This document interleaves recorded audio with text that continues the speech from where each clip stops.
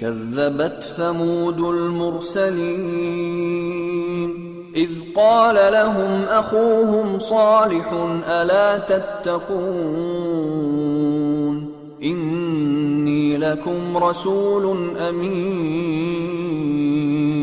فاتقوا الله وأطيعون وما أسألكم عليه من أجر إن أجري إلا على رب العالمين أتتركون فيما هاهنا آمنين في جنات وعيون وزروع ونخل طلعها هضيم وتنحتون من الجبال بيوتا فارهين فاتقوا الله وأطيعون ولا تطيعوا أمر المسرفين الذين يفسدون في الأرض ولا يصلحون قالوا إنما أنت من المسحرين ما أنت إلا بشر مثلنا فأت بآية إن كنت من الصادقين قال هذه ناقة لها شرب ولكم شرب يوم معلوم ولا تمسوها بسوء فيأخذكم عذاب يوم عظيم فعقروها فأصبحوا نادمين فأخذهم العذاب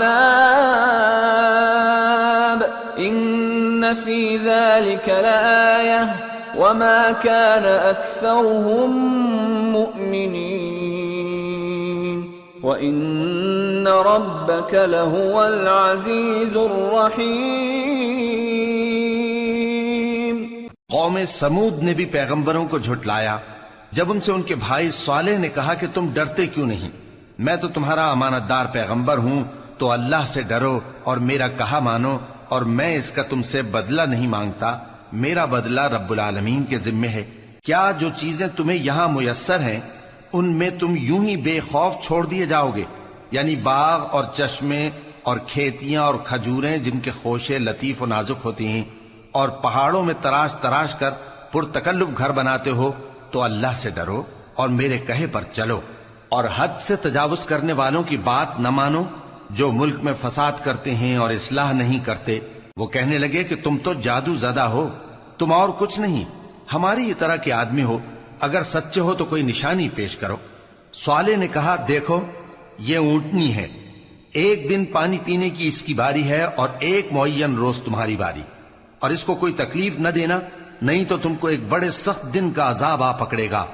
بالآخر انہوں نے اس کو مار ڈالا، پھر نادم ہوئے، سو ان کو عذاب نے آ پکڑا، بے شک اس میں نشانی ہے اور ان میں اکثر ایمان لانے والے نہیں تھے، اور تمہارا پروردگار تو غالب ہے، مہربان ہے۔